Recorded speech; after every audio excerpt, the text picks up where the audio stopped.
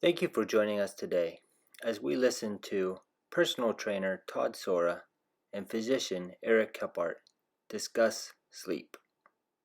This is Todd Soar with Action Personal Training with Eric Kephart of Kephart Integrative Medicine.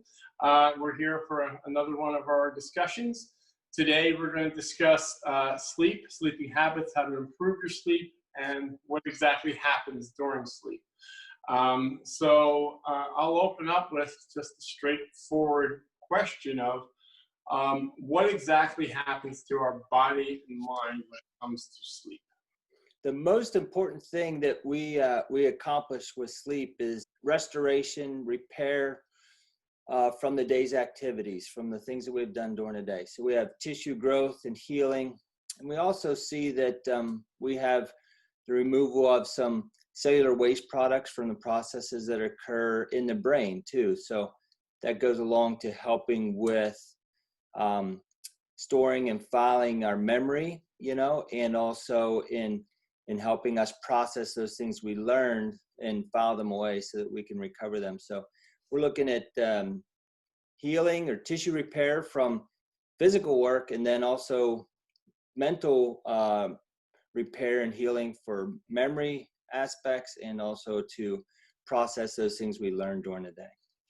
So that would explain the brain fog, if you will, if you don't get much sleep and the next day Exactly. coming through clearly. Yeah. How much? There's all kinds of. I mean, I hear the general number around 8 hours of sleep.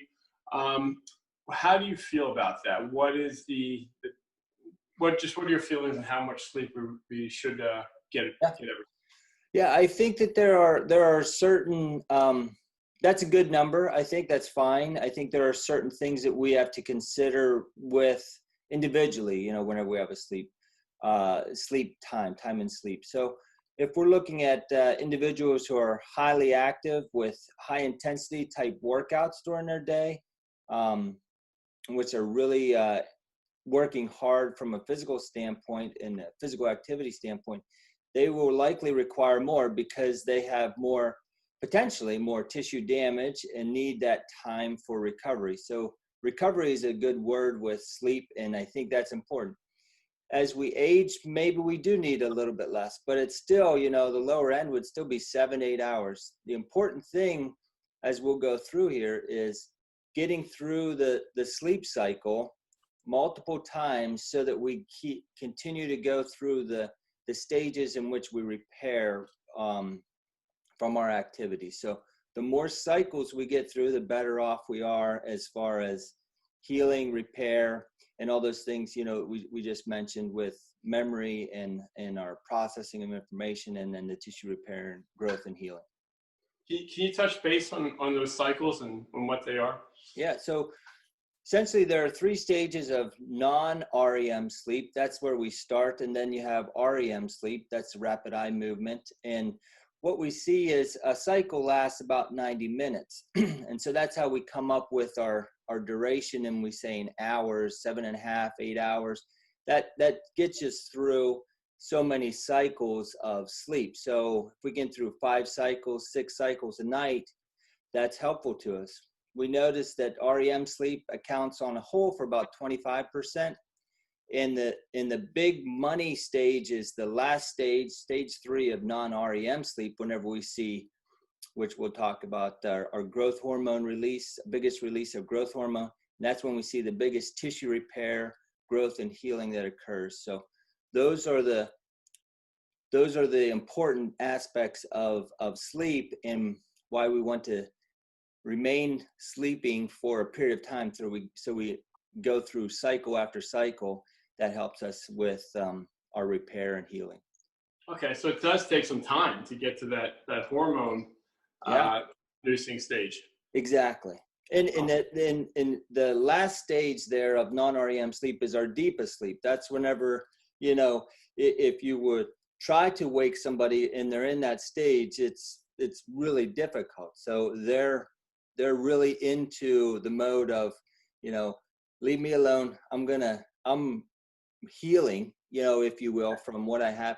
And it's hard to wake them up. And so that's a really important stage for us to look at as far as, our healing, recovery, and our brain processes. Okay. And I know a lot of people, you read a lot of different things. You catch stories on the news about weight control and sleep.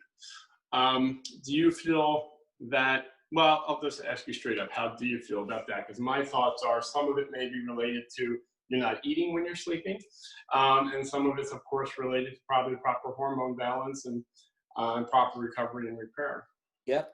And there are in proper hormone balance for our hunger and our fullness type of feelings occurs with adequate sleep too. There are two hormones, ghrelin and leptin, which we release. So ghrelin is released by the gut, and leptin released by fat cells to say, leptin will say, hey, we have enough fat stored. We're okay. We don't need to eat. Ghrelin says, let's eat. I'm hungry. I want to enjoy some food. And what that does is, if that is out of balance, we can see weight gain in states of inadequate sleep whenever we'll release ghrelin saying, hey, we need to eat. And so those are important things. The other thing I'll say about our weight control, and it has a minor effect, but it's still worth saying, during REM sleep, there's a lot of brain activity, high activity. And we really use glucose in the brain as our energy source. So we're burning some glucose too during the REM sleep cycle. So balancing leptin and ghrelin as hormones for, hunger versus fullness feelings, and then to burn some calories during REM sleep is just an added bonus. Awesome. And, I'm going to get your opinion on this because this happens to me quite a bit. I'm a big power napper. And I always kind of make fun of the word power because you put the word power in front of anything and it makes it sound more important than it is. So it's just, instead of a nap, it's a power nap. How do you feel about naps? I think if we can avoid them, it would be okay. I think that there is a role for them at certain times too. I think the important thing there is that we have to limit the time for a power nap. So, maybe 20 minutes tops, because what we wouldn't want to do, or what may be more detrimental to our feeling when we wake, is if we get into that third stage of REM sleep, if we're in there too long, now it's hard to wake up. We wake up and we're still drowsy. We haven't had that restorative type. So a shorter nap would be okay. Okay. I think some of the things to think about as far as naps go would be, how do we get restful sleep in the night? And so, some tips for getting the adequate sleep during the night so that we're not sluggish or groggy or feel like we need to take a nap during the day are important. And they're tough. Yeah. So it sounds like you'd advise more of trying to avoid it and focusing on a good night's sleep. I would, yeah, exactly. And like I said, that's challenging, especially with, work and activities, et cetera, all those things. And then we want to have an exercise period of time. So exercise is part of, a tip for good, adequate sleep at night. It benefits there. Having a schedule, which is the challenging thing. Go to bed at night at the same time, wake up in the morning at the same time. Those type of things can help your body be in a good sleep-wake cycle. Avoid the caffeine and the nicotine late in the day. Avoid alcohol before bed. Those all help. Take a time to relax just a little bit before you fall asleep. Can get you into into a better sleep cycle. And in the room where you sleep, there should be no lights on or TVs or computer screens or things that would be distracting. So those things, if we get them together, we may find that we get more adequate sleep at night, and we have less need for the naps during the day. Good. Regarding some of the things you said, just avoiding certain things, avoiding alcohol at night, and so forth. Is there anything you can do? Any supplements you recommend? Anything to help improve your sleep quality? Yeah, we do see two that we use. Progesterone for women is a helpful sleep aid. It can cause them to be a little drowsy, and if they're taking that, we recommend it at night before bed. The other is melatonin. It has been studied head-to-head with another prescription drug, Ambien, and been found to be statistically significant, no difference as a sleep aid.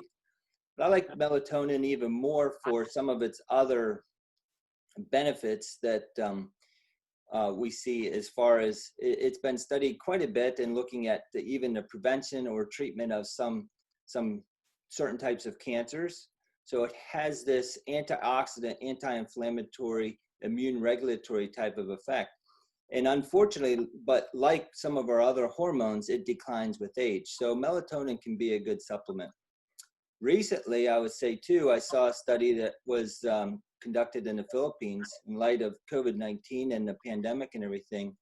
With its melatonin's antioxidant, anti-inflammatory effects, it has been shown in a small sample size there, but it makes us want to investigate a little bit more to decrease the cytokine storm that we see, the immune response to the host cells, which we know has been a difficult, has caused worsening of the disease and symptoms. So we may see less mechanical ventilation, less hospital stays, maybe less mortality with a simple supplement as melatonin. So more studies need to come out, but it has multiple benefits, in addition to its ability to regulate the sleep-wake cycle and the circadian rhythm.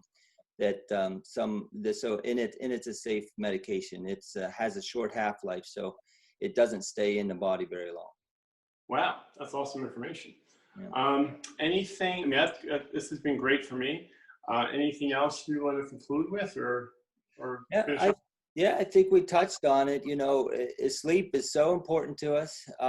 It sometimes gets put on the back shelf because we have so many things that we need to get done and do during the day. But we just want to shed light on the importance of it, how to get the most restful sleep, the importance of the sleep, why we need it, I think. And then, maybe, think about some of the supplements that may help us then have that more restful sleep to have the benefits every day that we need.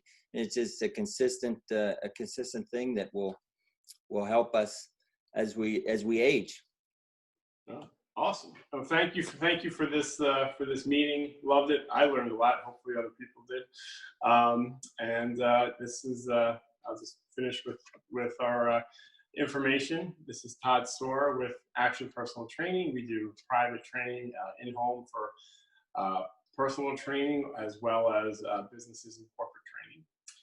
Yep. And I'm Eric Kephart, physician at Kephart Integrated Medicine, and we specialize in bioidentical hormone replacement therapy, regenerative PRP injections for joint pain and tendon injuries, as well as genetic testing and neurofitness. So thanks a lot, Todd, and looking forward to the next one. Thank you. Awesome. Thank you.